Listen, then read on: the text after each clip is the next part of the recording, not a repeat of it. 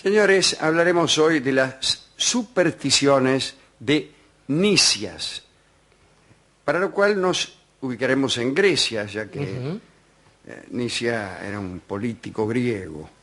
Ya en Grecia había gente supersticiosa, ¿no?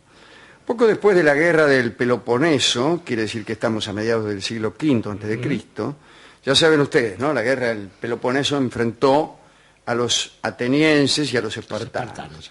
Los atenienses eran muy liberales en sus costumbres, amantes de las artes, de la cultura y de la libertad, mientras que los espartanos, todo esto es leyenda, ¿no?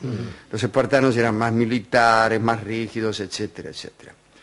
Pues bien, a Atenas, con Pericles a la cabeza, le fue mal en aquella guerra. Además hubo una epidemia de tifus que mató a muchísimos soldados y también a parte de la población. Los atenienses le echaron la culpa a Pericles del desastre y se produjo una revuelta interna. Que ahí viene aquello, la culpa la tiene el gobierno, ¿no? Así es. Un tal Cleón acusó a Pericles de malversaciones. Pericles no pudo rendir cuentas de unos ciertos fondos secretos que manejaba y fue derrocado y multado. Qué gracioso, ¿no? Que a un líder derrocado además le apliquen una multa. Bueno, muy bien. Bueno, después de la epidemia, después la epidemia, la misma epidemia, sí, mató nada menos que la hermana de Pericles y a 2 de sus hijos. Así que le estaba yendo muy mal. Sí, claro. Parecía que iba a ser un final triste para una carrera notable. Pero los atenienses lo llamaron de nuevo al poder. Bien, entonces después de un tiempo de ostracismo, volvió, pero cuando ya estaba por asumir se murió. Claro. Se murió mitad ya para terminar con todas las discusiones. Y lo sustituyó el propio Cleón, que continuó la guerra contra Esparta. Muy bien, Cleón también se murió. ¿Cómo es esto? ¿Qué ¿no? cosa? La guerra había arruinado la región, todo mal. Amenazada por una revuelta de esclavos, Esparta, que llevaba la mejor parte en la guerra, propuso la paz. Che dice, ¿qué les parece si hacemos la paz? Y en Atenas, donde casualmente también se temía una revuelta de esclavos, se aceptó la propuesta. Por el lado de los atenienses firmó la paz Nicias. Eso fue en el año 421. Nicias fue uno de los hombres de la asamblea ateniense, que por su prestigio, por su linaje, por los acomodos que tenía, gobernó finalmente la ciudad. Tratado con Esparta, paz de 50 años, colaboración entre ambos estados en caso de que los esclavos se sublevaran. Fíjense cómo 2 estados aparentemente distintos se unían cuando existía la amenaza de hacer temblar las injusticias sociales sobre las cuales se basaba su economía. Claro. Era una economía basada en la esclavitud, incluso la famosa democracia de Atenas. Bueno, ya lo tenemos a Nicias en el poder. Nicias había desaprobado la guerra contra Esparta, pero no porque fuera un tipo muy pacífico, sino porque en realidad Nicias era admirador de Esparta. Él veía en Esparta un modelo a imitar, adoraba con fervor aquel estado eternamente militarizado, le gustaban algunas expresiones, me imagino yo, de la vida espartana, que hasta podían tener su atractivo. Por ejemplo, los jóvenes espartanos se ponían todos de pie en el estadio cuando un viejo pasaba frente a ellos. Esas cosas les fascinaban a los atenienses, que eran un poco más desordenados. No me desagrada, le digo como costumbre igual, ¿eh? No, esa no, pero no, claro. Otras que a veces traía aparejadas, evidentemente. Sí. Nicias era admirador de aquellas simpáticas, pero también de las otras, ¿no? La sopa negra inmunda que comían los espartanos para fortalecer el espíritu. Imagínense, una sopa cuyo único fin fuera fortalecer el espíritu. Una sopa horrorosa. La conozco. Yo he comido, sí. Sí, después le sale colesterol de espíritu ahí. Bueno, Nicias amaba todo eso y además era rico. ¿Sabe cuál era su actividad? Tenía cuadrillas de esclavos y los alquilaba. Alquilaba esclavos. Bueno, además de todo eso, era supersticioso. tipo creía en el Triángulo de las Bermudas, en Ludovica Esquirru, Sí, sí. en el Chupacabra, en toda leyenda que aparecía por ahí. Y le fue muy mal con esas supersticiones. Bien hecho. Él a toda hora estaba haciendo algo por los dioses. Por ahí andaba dedicándole una estatua a Atenea, o dando parte de su patrimonio a Dioniso, o financiando espectáculos en honor de otros dioses. Por cada mínimo acto a cumplir, consultaba a los númenes competentes. Qué bárbaro. Pagaba las respuestas con costosas ofrendas, inscribía palabras mágicas en las paredes de su casa para protegerla de los incendios. Bueno, qué sé yo. Bueno, Qué vida.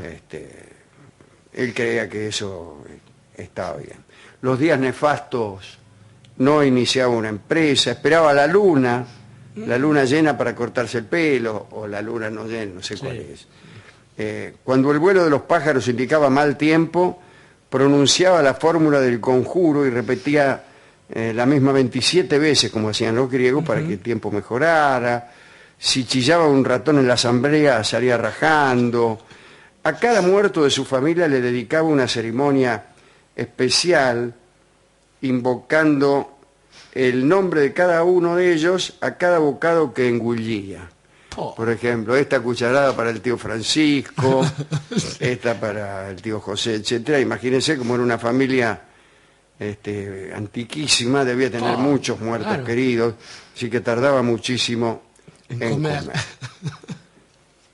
Nicias tenía un enemigo que era Alcibíades, que quería convencer a los atenienses de que el único modo de recuperar el prestigio perdido era conquistar Siracusa. El prestigio perdido, naturalmente, en la guerra con Esparta. Bueno, perdimos con Esparta o tuvimos que hacer una paz. Este arreglo. Pues vamos a conquistar Siracusa, que quedaba y queda. Sí, queda todavía en Sicilia. Nicias suplicó a la asamblea que rechazara la propuesta de Alcibíades. Es decir, esto es lo que decía Alcibíades, ¿no? Pero Alcibíades dijo, no, vamos a hacer la guerra a Siracusa, pensando que le iban a dar el mando del ejército a él, ¿me entendés? Claro. Le iban a decir todos, sí, tiene razón, vamos a hacer la guerra a Siracusa. General. ¿A quién le damos el mando? Bueno, a vos, Alcibíades. Claro. Pero sucedió algo. Una noche, mientras se hacían los preparativos ya para la expedición nomás a Siracusa, las estatuas del dios Hermes de la ciudad fueron mutiladas. Anda a saber por quién. Unos muchachones, qué sé yo. Se encargó una investigación y las sospechas recayeron sobre Alcibíades. Al grito de para mí que fue Alcibíades, las muchedumbres intuyeron esta verdad. Habría que ver cómo era la investigación, Alejandro, porque el método deductivo ahora de pesquisa no existía, digo, no estaba esa idea. Vaya a saber cómo lo había. Vaya a saber. Bueno, Alcibíades solicitó un proceso, y mientras esperaba aquel proceso, el mando de la expedición le fue confiado a Nicias, es decir, aquel que no quería. Que no quería la guerra, mala política. Que no quería la expedición. Bueno, a ese tipo lo nombraron comandante. Nicias, antes de aceptar, naturalmente consultó a los oráculos, mandó emisarios a Egipto para interrogar a Amón. Los emisarios le respondieron que el dios había dicho que estaba todo bien, total a él que le importaba. Sí. Y Nicias dio la señal de partida. Incluso en el último momento se dio cuenta de que estaban en un día nefasto y esperó 2 días más. Para congraciarse con el cielo, durante la navegación, ordenaba ayunos y oraciones a toda hora a los soldados. Bueno, claro, cuando desembarcaron estaban completamente debilitados por la falta de morfe. Claro. Bueno, algunos para conseguir el favor del cielo habían hecho todos los sacrificios, pero habían rebajado 8 kilos. Y ni bien desembarcaron, el cielo descargó unas lluvias torrenciales. De postre vino una epidemia. Entonces, espantado, Nicias decidió abandonar la empresa y reembarcar al ejército para volverse. Pero en aquel momento hubo un eclipse de luna. ¡Qué fin de! Qué mala suerte. Y Nicias creyó que aquel eclipse era una orden celeste. Sí. Momento, ¿cómo nos vamos a ir? Hay un eclipse. Esto tiene que querer decir algo. Sabía, como todos nosotros, que los eclipses se producen cuando las divinidades tratan de hacernos comprender su voluntad. Cualquier astrónomo lo sabe, sí. Entonces, en vez de reembarcar el ejército inmediatamente, aplazó la partida, pero por 27 días. Durante esos 27 días los siracusanos se dieron cuenta de la clase de tropas misias que tenían enfrente, claro, a las que estaban enfrentando. Y entonces efectuaron una salida nocturna, asaltaron la flota. Nicias se batió con bravura, pero leyó unas olas del mar entonces. Las interpretó como una orden para retirarse y cuando estaban bastante bien se rajaron.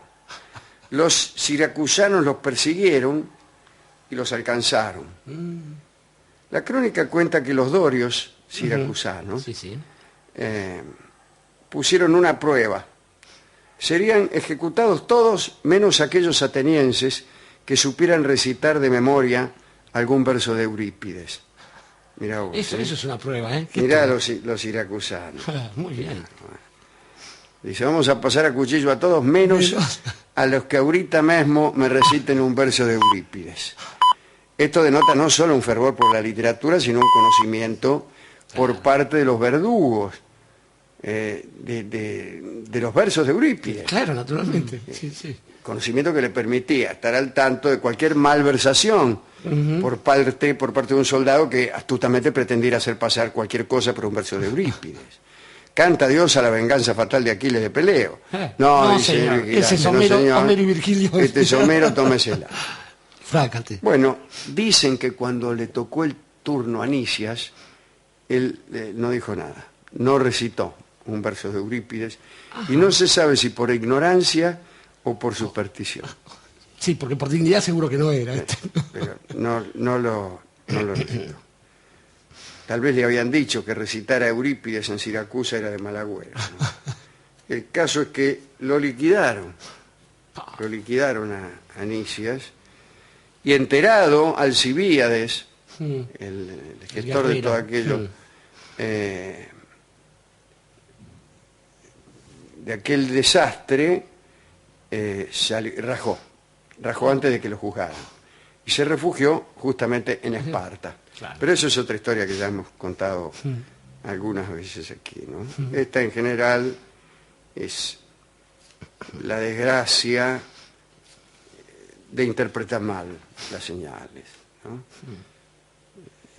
Octavio Paz dice que el universo está hecho de jeroglíficos, de emblemas, y que cada cosa significa otra, que finalmente que toda cosa es el emblema de alguna otra cosa.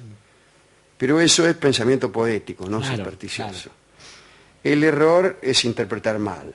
Equivocar la metáfora también es un pecado imperdonable. No entender lo que el universo está queriendo decir, lo que el poeta, no entender lo que el poeta trae en sus bolsillos, provoca tantos males como el de Nicias, cuando no entendió el eclipse, cuando se creyó que el eclipse le decía que debía permanecer en aquel lugar donde lo iban a liquidar. Bueno, de la misma índole es el pecado de no entender al poeta, entenderlo al revés, entenderlo literalmente, hacer decir al poeta lo que uno ya tenía dicho en su corazón prosaico, creer que los poetas escriben para uno, creen que escriben para avalarlo a uno, para enfatizarlo a uno, y en vez entonces de ir uno hacia el poeta, esperar a que el poeta venga hacia uno, y rechazarlo cuando no coinciden con uno. Bueno, ese es el mismo error de Nicias. Qué buena la historia esta que está narrando Alejandro respecto de la interpretación de las palabras, porque en general uno puede pensar que hay dos tipos de conversación. Uno es lo que se llama la pequeña charla, el babardeo de los franceses, esta charla cotidiana en la cual realmente a tal punto importa poco lo que se dice, que son todos convencionalismos, igual que los reportajes a los políticos en la tele, por ejemplo, ¿no? Sí. Y hay otras charlas... O cualquiera, en realidad. O cualquiera, en verdad. Y otras charlas en las que es tan importante el sentido que si uno pifia la decodificación, yerra en el momento de tener que interpretarlo, las cosas, la mala estrella cae sobre uno. Digo, y esto corre tanto para la palabra sagrada de los poetas, que por eso era una palabra sagrada, caramba, porque anunciaba justamente que algo estaba por venir o por ser nombrado, pero también en el diálogo amoroso ocurre esto. usted mejor que nadie lo sabe, esta cosa de entender allí donde la mujer amada, que no es otra cosa que la voz de la diosa blanca, nos diría nuestro amigo Graves, está diciendo algo, y leer es el significado contrario a esto, ¿no? He leído una novela que estaba leyendo en estos días, Cartas Marcadas, que hay episodios por el estilo, donde no se entiende qué se está diciendo. Está lleno de episodios así. De gente que está leyendo mal a la diosa. A la diosa, y es tremendo, realmente es tremendo porque es una tragedia que nos asalta cotidianamente a eso. Incluso aquellos que tenemos un gran respeto por la diosa blanca, por Leucotea. Pero pensaba también que este hombre tan denostado por su propio pueblo, no por su pueblo, sino por aquellos que gobernaban su pueblo, hablo de Pericles, a tal punto fue importante su vida que se reconoce el siglo V como el siglo de Pericles. Así es. Y pensaba en los gobernantes cuyo nombre empieza con Per, que quizás son llamados al final de su vida, vuelven, mueren y después es denostada su palabra. Estaba pensando también en Nicias. Ha pasado muchas veces que alguien admire al régimen equivocado. Estaba pensando en Eduardo VIII o Windsor, que fue rey de Inglaterra, y que le gustaba ir a Olimpiadas y ponerse esvásticas, y tuvo que renunciar al trono, decían que por amor, quizás por amor a una esvástica. Y también me acordaba de un eclipse que narra Augusto Monterroso, cuando detienen a un cura, a los mayas, y el tipo, para hacerse el vivo, porque sabía que venía un eclipse, dice: yo voy a hacer que, para que ustedes, si ustedes me quieren decapitar o sacrificar, que un astro sea cubierto por el otro. Y los mayas lo decapitaron porque sabían mucho más de eclipses. Usted dice un eclipse. Y se lo cargaron al hombro. Y finalmente, Alejandro pensaba que, por supuesto, es Pericles la persona que más nos gusta de todos estos personajes. Creo que está muy bien también esta prueba de hacer que alguien recite un verso, de alguien, de cualquiera, Eurípides o Virgilio Espósito o Homero Espósito o cualquiera de nuestros bates, para saber en realidad qué es lo que lleva esa persona adentro, más allá del uniforme. El uniforme no se nota en la pilcha, el uniforme se nota en los versos que uno puede recitar a fin de salvarse de la muerte.